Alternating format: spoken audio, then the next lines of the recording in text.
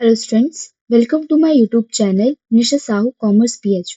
आज के इस वीडियो में हम चैप्टर नंबर का एक बहुत important topic that is a PPF के बारे में स्टडी करेंगे। पीपीएफ को हम पीपीसी भी कहते हैं। पीपीएफ का मतलब होता है production possibility frontier and PPC का मतलब होता है प्रोडक्शन पॉसिबिलिटी कर्व। ये दोनों को एक ही नाम है, ठीक है। आप पीपीसी को पीपीएफ भी कह सकते हैं, पीपीएफ को पीपीसी भी कहते हैं, ठीक है। तो ये एक बहुत ज़्यादा इम्पोर्टेंट टॉपिक है।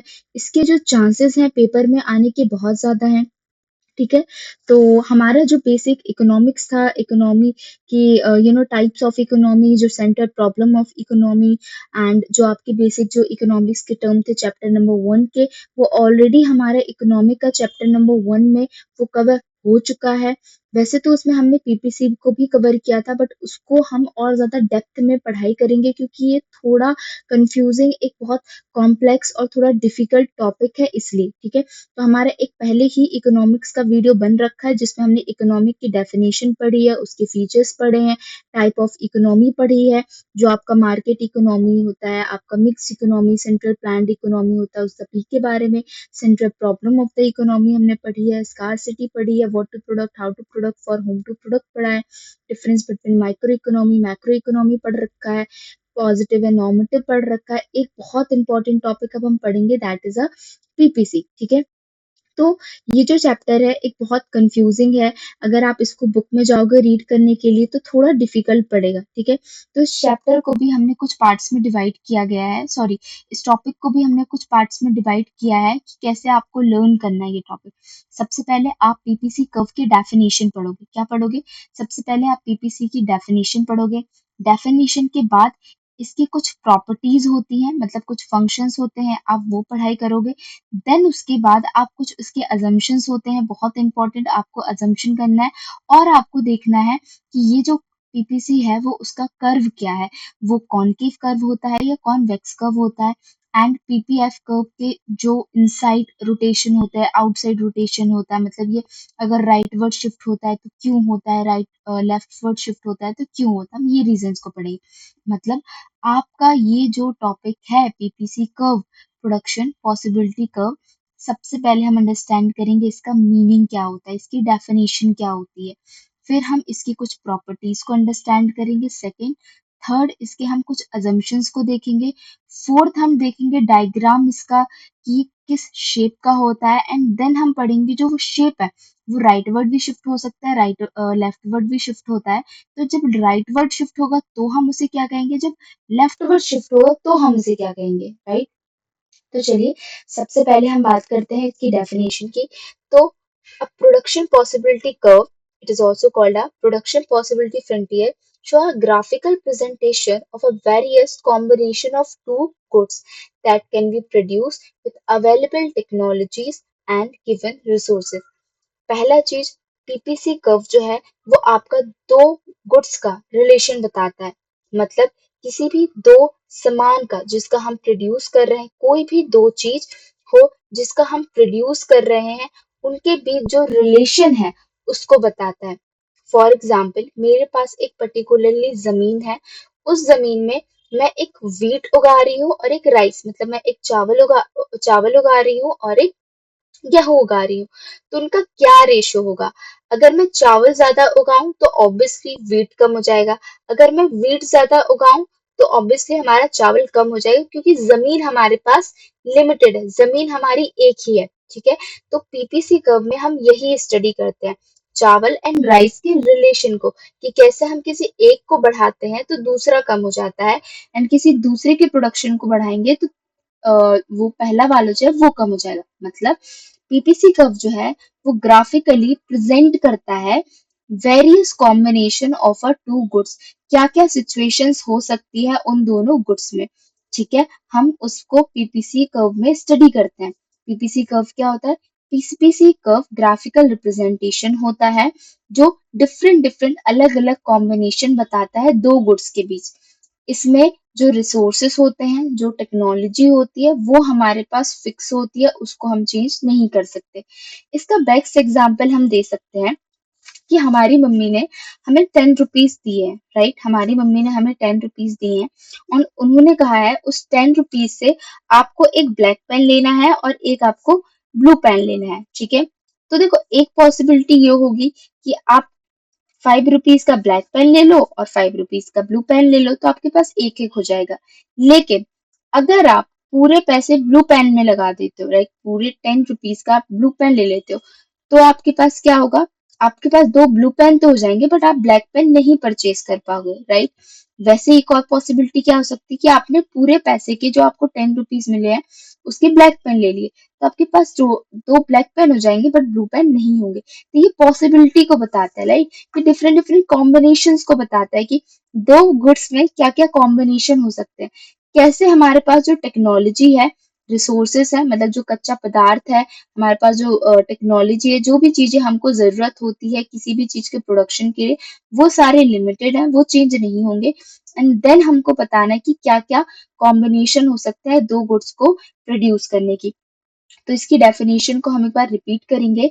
Production, first of all, production possibility curve is also called a production possibility frontier, okay?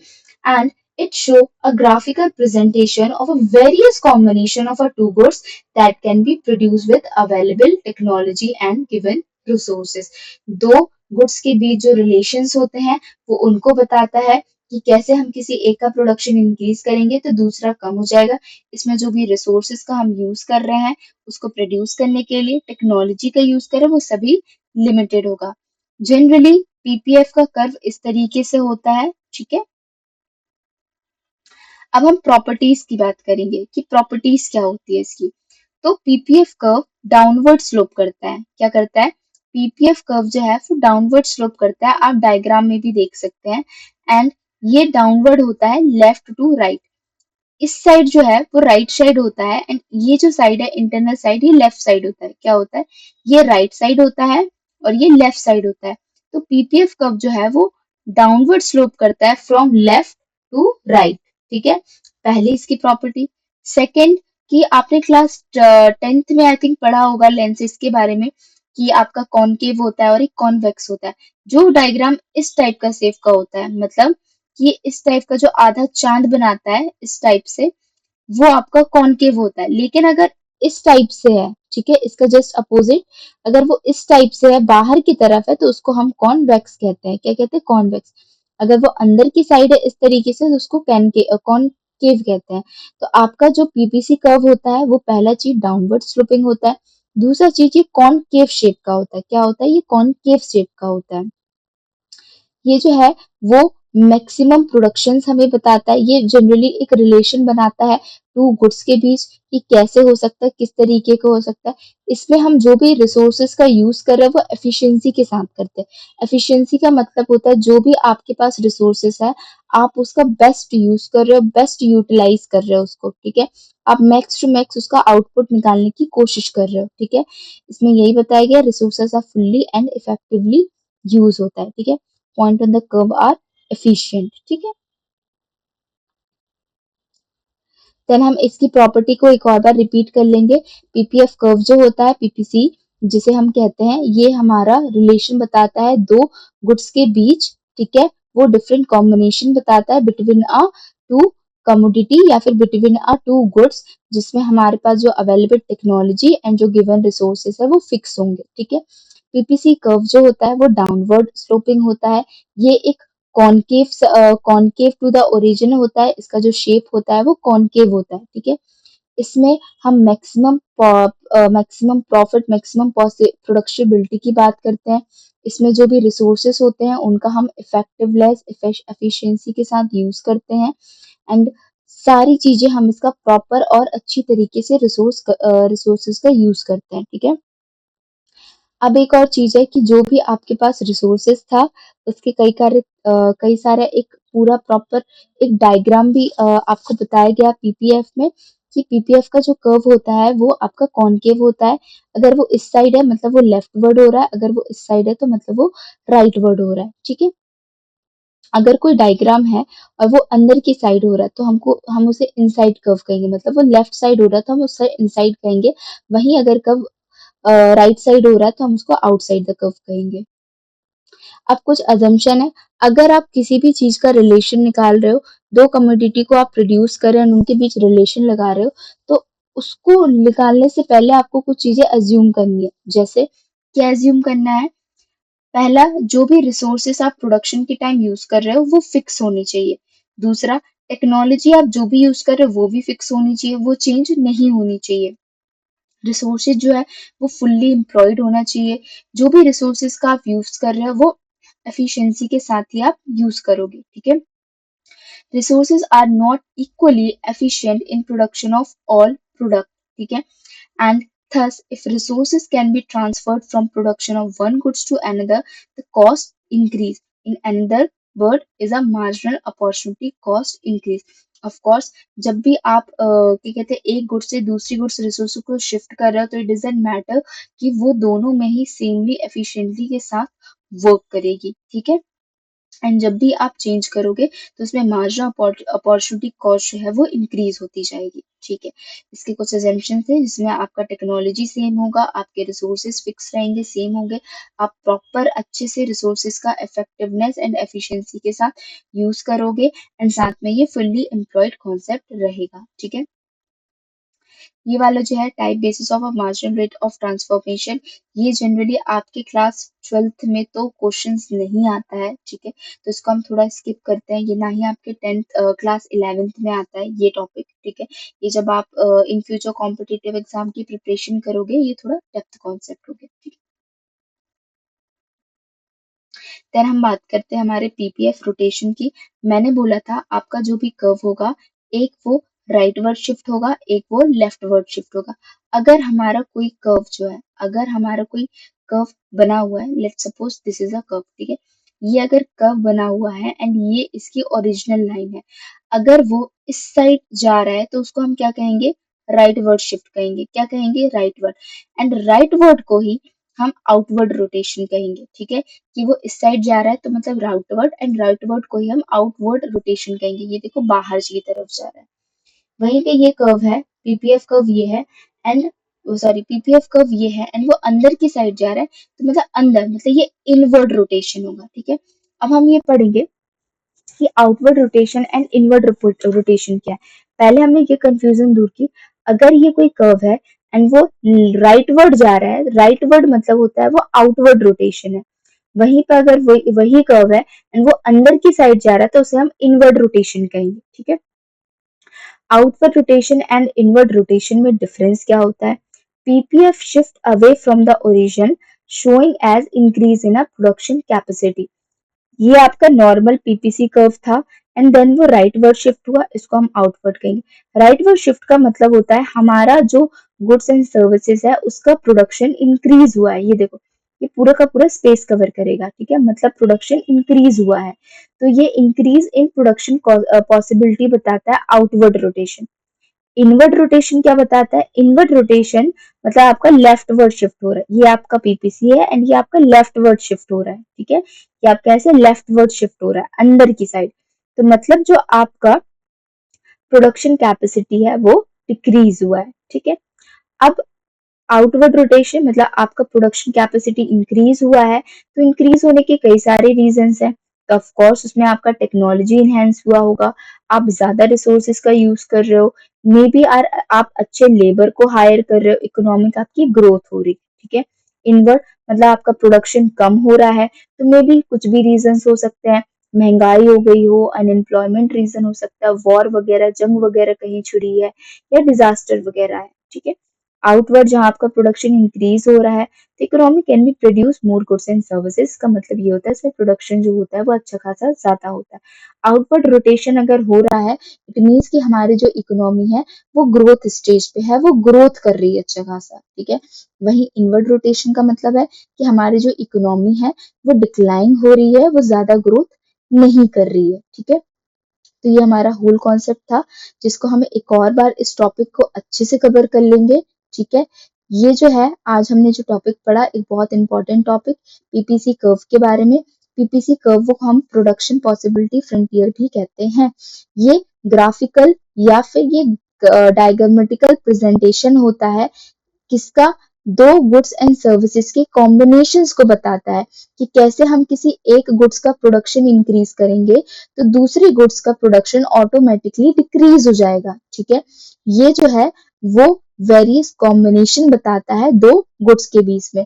एक चीज मेक श्योर कि पीपीसी कर्व हमेशा दो गुड्स में अप्लाई होता है, वन गुड्स में अप्लाई नहीं होता है और ना ही मोर देन टू गुड्स में अप्लाई होता है। पीपीसी कर्व सिर्फ टू गुड्स में ही अप्लाई होता है। ठीक है, पीपीसी कर्व में ये आपका टेक्नोलॉजी, आपका जो रिसोर्सेस होता है वो सेम होता है। पीपीसी कर्व हमेशा कॉनकेव शेप का होता है। क्या होता है? कॉनकेव शेप का होता है। अब ये देखो बी टू वाई हो रहा है, मतलब ये राइट वर्ड हो रहा है, एंड अगर वो बी से एक्स हो रहा है तो मतलब ये आपका लेफ्ट वर्ड हो रहा है, मतलब ये इनवर्ड हो रहा है। ठीक है, अगर बी टू वाई हो रहा है मतलब प्रोडक्शन आपका इंक्रीज हुआ है, आपकी कंपनी ग्रोथ में है।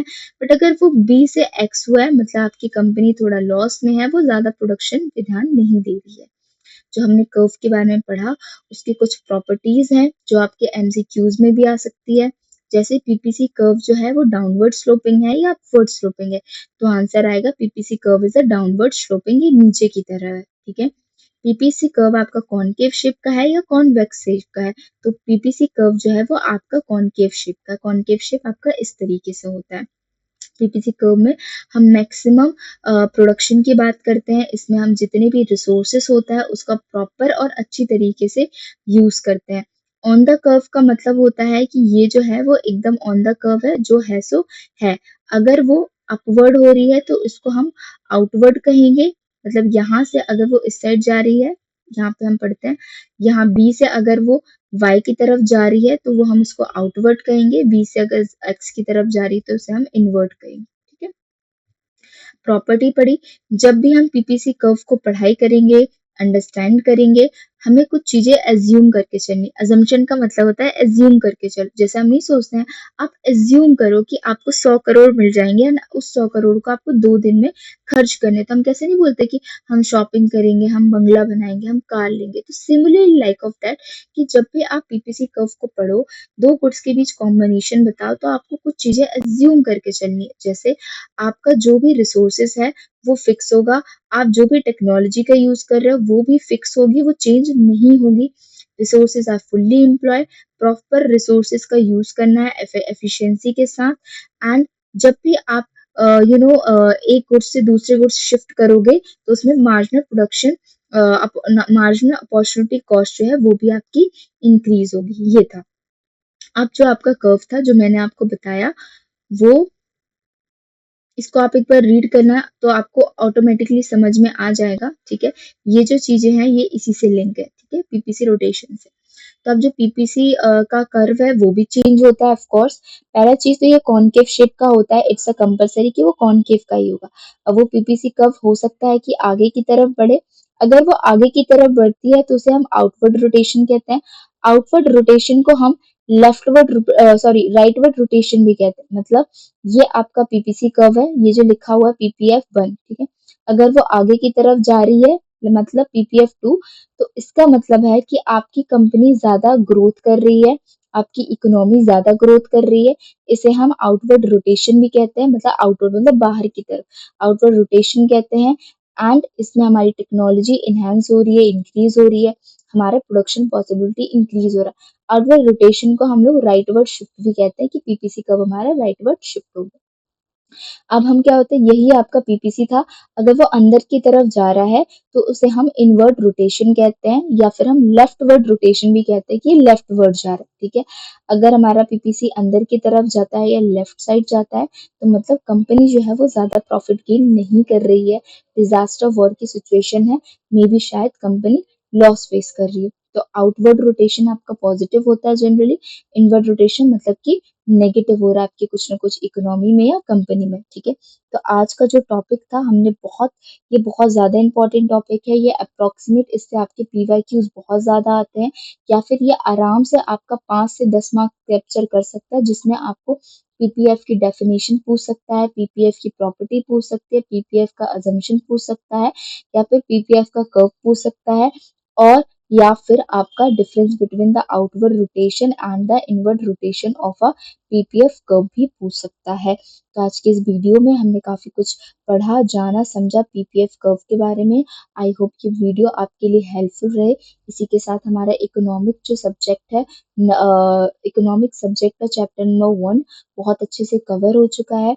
अगर ये वीडियो आपके लिए थोड़ी सी भी हेल्पफुल रहे, so please like, share, subscribe my channel. Thank you so much. Bye bye.